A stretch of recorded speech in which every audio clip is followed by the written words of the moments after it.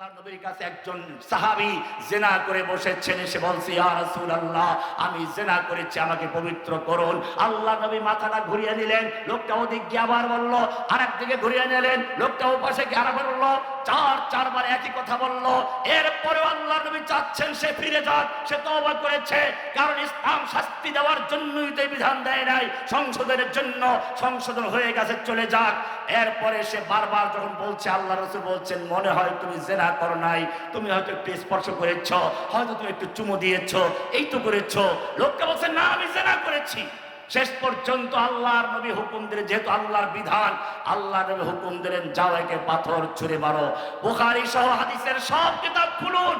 ওই লোকটাকে যখন পাথর মারা হচ্ছিল, লোকটা দৌড় দিল, একজন লোক একটা উটের হাড্ডি চাওয়াল দিয়ে তাকে বাড়ি মারলো, কাত হয়ে পড়ে গেল, রক্ত ফিনকি দিয়ে পড়লো, লোকটার গায়ে রক্ত লাগলো। এবার একটু ঘৃণা প্রকাশ করলো। আল্লাহর নবীর কাছে যখন এই খবর উপর পৌঁছে গেল, আল্লাহ নবী বলেন, ওই তোমরা যখন সে দৌড় দিয়েছিল তাকে পালাতে দাও নাই কেন? আর তুমি ঘৃণা প্রকাশ করছো, তার গায়ের রক্ত তোমার গায়ে লেগেছে।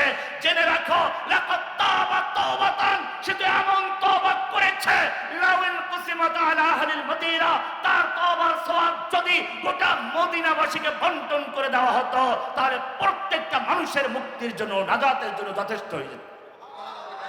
বোঝা গেল, ইসলাম শাস্তির বিধান রেখেছে সংশোধনের জন্য, শাস্তি দেওয়ার জন্য নয়, ঘৃণা করার জন্য নয়। আর একজন মহিলা হাদিস খুলো, আল্লাহর নবীর কাছে এসে বলছে, ইমরাতে গামিদিয়া, গামিদি বংশের একজন নারী, সে এসে বলছে, ইয়া রাসূলুল্লাহ, ইন্নী ক্বাদ যানাইতু ফাতাহহিরনি, আমি জিনা করেছি, আমাকে পবিত্র করুন। আল্লাহর নবী তাকেও একই ভাবে সরাবার চেষ্টা করলেন। শেষ পর্যন্ত সে বলল, আপনি বুঝি আমাকেও সেই মায়েজে আসলামের মতো ফেরত দিতে চান? আমি তো জিনা করেছি, আমার পেটে বাচ্চা এসে হোপলা, বাচ্চা এসে কাছে প্রমাণ আছে। আল্লাহ নবী সাল্লাল্লাহু আলাইহি ওয়াসাল্লাম বললেন, ঠিক আছে, যদি বাচ্চা এসে থাকে, যাও, ওই বাচ্চা প্রসব হওয়ার পরে তারপরে আসো। তুমি অপরাধ করেছ, তোমার পেটের বাচ্চা কোনো অপরাধ করে নাই। কি মায়ার নবী! শাস্তি দেওয়ার জন্য নয়, শাস্তি সরাবার জন্য চেষ্টা করছেন। এরা বাচ্চা হওয়ার পরে আবার বাচ্চা করে নিয়ে চলে এসেছে, ইয়া রাসূলুল্লাহ, আমাকে পবিত্র করুন, আমি অন্যায় করেছি, আল্লাহর হুকুমের বিপরীত কাজ করেছি, আপনি আমাকে পবিত্র করুন, আমি এই অবস্থায় মরে গেলে জাহান্নামে চলে যাব, অনুগ্রহ করে আমাকে পবিত্র করুন, এই যে বাচ্চা হয়ে গেছে। আল্লাহ নবী বললেন, তোমার বাচ্চা এখন ছোট, দুধ পান করবে, কে দুধ খাওয়াবে? যাও, বাচ্চাকে দুধ পান করাও। নবী এবারও তাকে ফেরত দিলেন, যা, ফেরত যাও, আর না আসুক। এবারে বাচ্চা যখন দুধ পান করা শেষ করলো, বাচ্চার মুখে রুটি দিয়ে, হাতে রুটি, মুখে রুটি, রুটি সহ এনে বলছি, ইয়া রাসূলুল্লাহ, ইন্নী ক্বাদ যানাইতু ফাতাহহিরনি, আমি জিনা করেছি, এই জিনার বাচ্চা বড় হয়ে গেছে, রুটি খাচ্ছে, এখন আর মায়ের প্রয়োজন নেই, আপনি আমাকে পবিত্র করুন। এখানেও একই ঘটনা। আল্লাহ নবী যখন তাকে পাথর ছুঁড়ে হত্যা করার নির্দেশ দিলেন, এরপরে ওই রকম ঘটনা ঘটলো, সেও পালাচ্ছিল, এখানে একজন একটু ঘৃণা প্রকাশ করেছিল। আল্লাহ নবী একই কথা বললেন।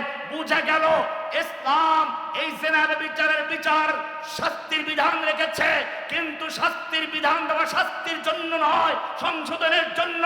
আজকে যদি সত্যিকার অর্থে বাংলার জমিনে কোরআনের এই বিধান থাকতো, আর একটা বিধান কার্যকর হতো, যারা দেখতো আর যারা শুনতো, কে জিনা করার সাহস করতো? জিনা করার নাম শুনলো 10 বালতি পানি খাইত। আমার ভাইয়েরা, আল্লাহ রাব্বুল আলামিন মানুষকে মেধা দান করেছেন, মেধা দান করেছেন, বিবেক দান করেছেন, বিবেক দিয়েছেন মানুষকে আল্লাহর বিধান বুঝার জন্য, আল্লাহর বিধানকে জানার জন্য। আল্লাহ সুবহানাহু ওয়া তাআলা সেজন্য মেধা যেন নষ্ট না হয়, মস্তিষ্ক যেন খারাপ না হয়, সে কারণে মদ এবং মাদক জাতীয় জিনিসকে হারাম করেছেন। কোরআনের সূরা মায়দা 5 নম্বর সূরা 90 নম্বরে বলেছেন, ইয়া আইয়ুহাল্লাযীনা আমানু, ইয়া আইয়ুহাল্লাযীনা আমানু, ইন্নামাল খামরু ওয়াল মাইসিরু ওয়াল আনসাবু ওয়াল আজলামু রিজসুম মিন আমালিশ শাইতানি ফাজতানিবুহু, নিশ্চয় মদ, জুয়া, মূর্তি, লটারি, এগুলো শয়তানের নাপাক কাজ, নাপাক কাজ, এগুলোতে বিরত থাকো। এরপর আল্লাহ বলছেন, ইন্নামা ইউরিদু শাইতানু আন ইউকিআ বাইনাকুমুল আদাওয়াতা ওয়াল বাগদা ফিল খামরি ওয়াল মাইসির। শুনে রেখো, এই মদ এবং জুয়ার মাধ্যমে, নেশার মাধ্যমে যুবকদের মস্তিষ্ক খারাপ করে সমাজে বিশৃঙ্খলা সৃষ্টি করতে চায়, ভাই ভাইয়ে গন্ডগোল লাগায়, হিংসা লাগায়, মারামারি লাগায়, মায়ের পকেট ছিনতাই করে, বাবার পকেট ছিনতাই করে, মাকে খুন করে, নির্যাতন করে মাদকের টাকার জন্য, রাস্তায় ছিনতাই করে, চুরি করে, দোকান থেকে চুরি করে, রাস্তায় মানুষকে খুন করে। আল্লাহ বলছেন, ইন্নামা শাইতানু আইয়ুকিআ বাইনাকুমুল আদাওয়াতা ওয়াল বাগদাআ ফিল খামরি ওয়াল মাইসিরি ওয়া ইয়াসুদ্দাকুম আন যিকরিল্লাহি ওয়া আনিস সালাত। এবং এই সালাত এবং জিকিরের থেকে বিরত রাখার জন্য শয়তান এই মাদককে ব্যবহার করে। আমরা দেখছি যারা গাঁজা খায় বাউল ফকিররা, তারাও সেই আল্লাহর জিকির থেকে, আল্লাহর সালাত থেকে মানুষকে বিরত রাখে। নামাজ পড়ে, ঢেকিতে রোজা রাখে, বাদুরে। আল্লাহ কি সুন্দর করে বলেছেন, যদি সত্যিকার অর্থে সমাজে শান্তি ফেরাতে চাও, অশান্তি দূর করতে চাও, ঘৃণা দূর করতে চাও, মানুষের মস্তিষ্ক ঠিক রাখতে চাও, আল্লাহর বিধান মদ হারাম করেছে, এর থেকে বেঁচে থাকো। হারাম করেছেন কে? আমার জাতি আল্লাহর হারামকৃত মদকে লাইসেন্স দিয়ে হালাল করে দেয়। এইবারে বিক্রি করতে পারবা, ওইখানে খাইতে পারবা, ওখানে বেচতে পারবা, এরকম লাইসেন্স দেওয়া হচ্ছে। আমি জিজ্ঞেস করতে চাই, আল্লাহর হারামকৃত মদকে যারা লাইসেন্স দিয়ে হালাল করে দেয়, বৈধ করে দেয়, তাদের ঈমান থাকবে, তার মুসলমান না কাফের? আদমশুমারির মুসলমান 90% মুসলমান। খুব ডেকুরের, খুব তৃপ্তির ডেকুর নিচ্ছেন আপনি। 90% মুসলমান। 90% মুসলমান যদি হয়, তাহলে মদের লাইসেন্স যারা দিয়ে মদকে বৈধ করলো, তারা কোন মুসলমান? আল্লাহ তাআলা মানুষের অর্থনীতি ভারসাম্য রক্ষার জন্য যাকাতের ব্যবস্থা করেছেন। কোরআন বলছে আল্লাহ তাআলা মানুষের নিজাম ঠিক রাখার জন্য দুনিয়ায় একদল মানুষকে গরিব বানিয়েছেন, একদলকে ধনী বানিয়েছেন। নতুবা রাস্তার সুইপার পাওয়া যাবে না, বাথরুম পরিষ্কার করার লোক পাওয়া যাবে না, শ্রমিক পাওয়া যাবে না। সেই নিজামের জন্য আল্লাহ বলেছেন, নাহনু কাসামনা বাইনাহুম মাঈশাতাহুম, আমি মানুষের জীবিকা বন্টন করি, আমি বিভিন্ন রকমের তারতম্য করেছি। কিন্তু জেনে রাখো, আফি আমওয়ালিহিম হাক্কুন লিসাইল ওয়াল মাহরুম, ধনীদের মালের মধ্যে গরিবদের মাল রেখেছি, অধিকার রেখেছি। যাকাতের মাধ্যমে, ফিতরের মাধ্যমে, দান খয়রাতের মাধ্যমে ধনীরা সেই হক আদায় করবে। যাকাত মানে হচ্ছে ধনীদের থেকে নিয়ে গরিবদেরকে দাও। আমার জাতি আল্লাহর সঙ্গে চ্যালেঞ্জ করে আল্লাহ তাআলা যে সুদকে হারাম করলেন, যার মানে হচ্ছে ধনীরা ব্যাংকে টাকা রাখবে, গরিবরা সুদে টাকা নিবে। এরপরে গরিবের সুদে টাকা নিয়ে গরু কিনলো, হালের গরু কিনলো, জমি কিনলো, সব ধ্বংস হয়ে গেল। ধনীর টাকা মাফ হবে না, তাকে ফেরত দিতে গিয়ে বাড়ি বিক্রি করতে হচ্ছে। তার মানে হচ্ছে সুদ হলো ধনীদের গরিবদের থেকে নিয়ে ধনীদেরকে দাও, আর যাকাত হচ্ছে ধনীদের থেকে নিয়ে গরিবদেরকে দাও। এই কারণে আল্লাহ রাব্বুল আলামিন জাহিলিয়াতের সমস্ত সুদকে রহিত করে ঘোষণা করছেন, ওয়া হাল্লাল্লাহুল বাইআ ওয়া হাররামার রিবা, আল্লাহ ব্যবসাকে হালাল করেছেন, সুদকে করেছেন হারাম। এরপরে আল্লাহ বলেছেন, ইয়ামহাকুল্লাহুর রিবা ওয়া ইউরবিস সাদাকাত, রিবাকে আল্লাহ তাআলা মিটিয়ে দেন, মূলোৎপাটন করে ধ্বংস করে দেন। এরপরে আল্লাহ আরো সামনে গিয়ে বলেছেন, ইয়া আইয়ুহাল্লাযীনা আমানুত্তাকুল্লাহ, হে ঈমানদার, যারা ঈমান এনেছো বলে দাবি করছো, ইত্তাকুল্লাহ, আল্লাহকে ভয় করো, ওয়াদারু মা বাকিয়া মিনার রিবা ইন কুনতুম মুমিনিন, তোমাদের যত পাওনা সুদ আছে সমস্ত সুদগুলো বর্জন করো, ইন কুনতুম মুমিনিন, যদি সত্যিকার মুমিন হয়ে থাকো। ফাইন লাম তাফআলু, আল্লাহর বিধান জানার পরে আল্লাহ সুদ হারাম করেছেন, এটা জানার পরে যদি বর্জন করতে না পারো, ফাআযানু বিহারবিন মিনাল্লাহি ওয়া রাসূলিহি, তাহলে আল্লাহ এবং আল্লাহর রাসূলের সঙ্গে যুদ্ধ করার জন্য প্রস্তুত হয়ে যাও। কার সঙ্গে যুদ্ধ? আল্লাহ তাআলা সুদকে হারাম করে দিলেন।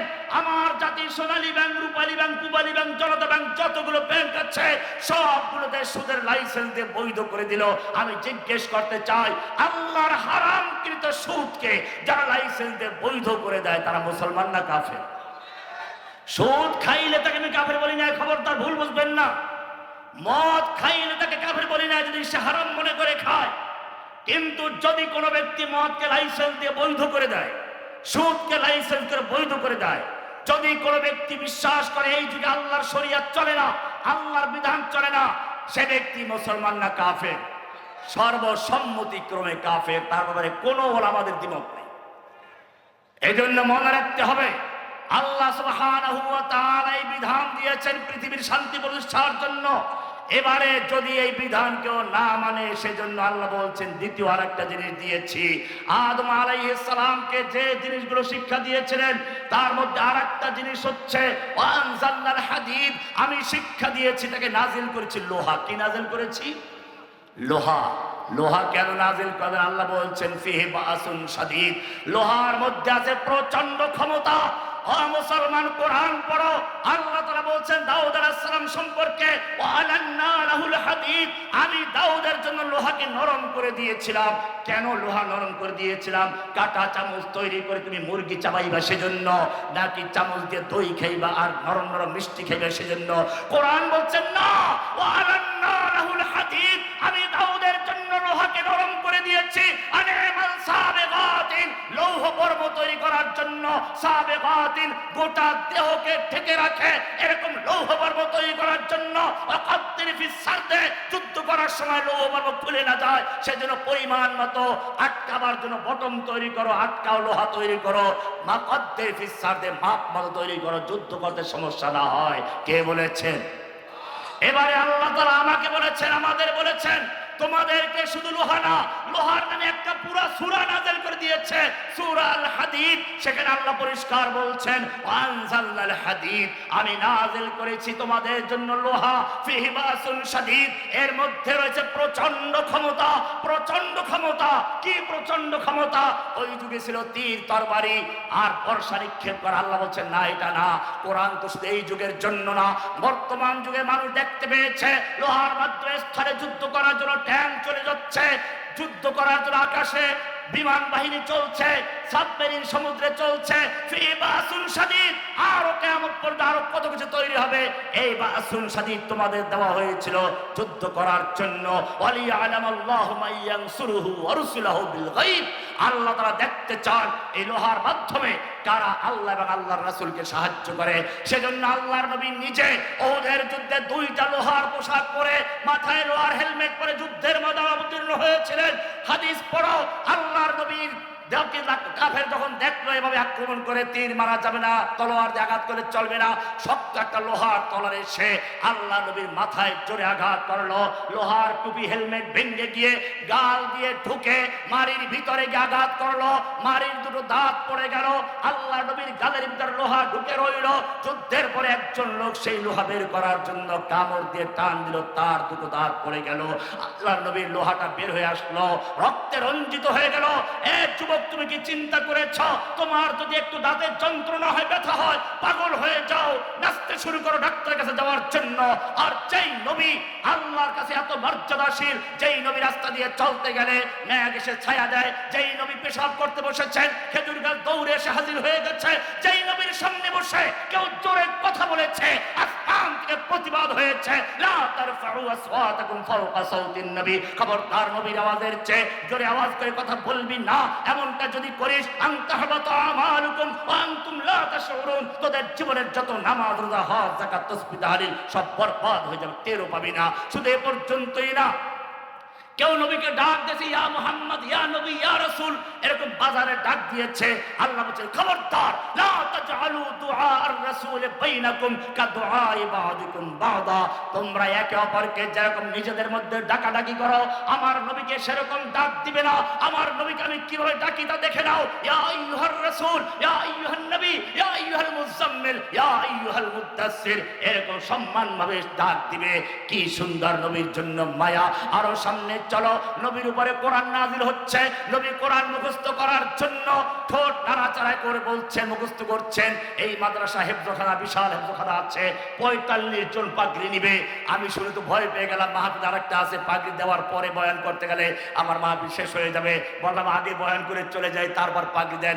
এই মুসলমান ভালো করে শুনো, এই কোরআন আল্লাহর নবী মুখস্থ করেছেন, ঠোঁট নাড়াচাড়া করছেন, আল্লাহ বরদাস্ত করলেন না। কোরআন বলছে লা তুহাররিক বিহি লিসানাকা লিতাজালা বি, হে নবী এই কোরআনকে দ্রুত মুখস্থ করার জন্য ঠোঁট নাড়াচাড়া করবেন না। ইন্না আলাইনা জামাহু ওয়া কুরআনা, গোটা কোরআনকে নূর বানিয়ে আপনার সিনার মধ্যে জমা করে দেওয়ার দায়িত্ব আমি আল্লাহ নিজে গ্রহণ করেছি। আরো সামনে চলো, নবী কোরআন মুখস্থ করলেন, এখন লম্বা লম্বা কিরাত দিয়ে নামাজ পড়ছেন, পা ফুলে যাচ্ছে। আল্লাহ বলছেন তাহা মা আনজালনা আলাইকাল কুরআন লিতাশকা, হে নবী আপনাকে কষ্ট দেওয়ার জন্য আমি কোরআন নাযিল করি নাই, আপনার পা ফুলে যাওয়ার কোনো প্রয়োজন নেই, আপনি এত রাত্রে ইবাদত করার কোনো প্রয়োজন নেই, কিছুক্ষণ ঘুমান। আমি কতক্ষণ ঘুমাবো আপনি বলে দেন। কোরআন বলছে ইয়া আইয়ুহাল মুযাম্মিল কুমিল লাইলা ইল্লা কালিলা লাইলা নিসফাহু আও ইনকুস মিনহু কালিলা আও জিদ আলাইহি ওয়ারাত্তিলিল কুরআন তারতিলা। অর্ধেক রাত্রে ঘুমাও অথবা তার চেয়ে একটু বেশি বা তার চেয়ে একটু কম, তার মানে হচ্ছে তুমি যেমন সারা রাত ইবাদত করলে খুশি হও, আমি আল্লাহ তোমাকে ঘুমান্ত দেখলে খুশি হয়ে